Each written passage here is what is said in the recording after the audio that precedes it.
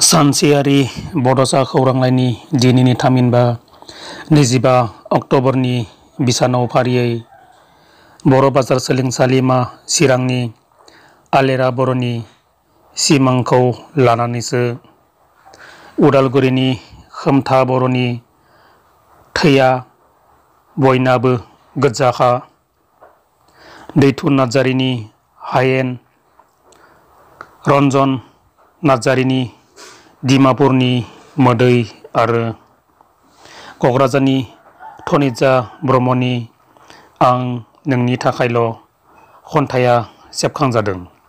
मिजिंथिबायदि सानसेयारि बड'सा खौरांलाइयाव अराय नोंथांनि बेसेन बह्रा लिरथिखौ दैथायहरबाय थागोन आरो सानसेयारि बड'सा खौरांलाइखौ अराय अनसायलांबाय थागोन। गोजोन्थों।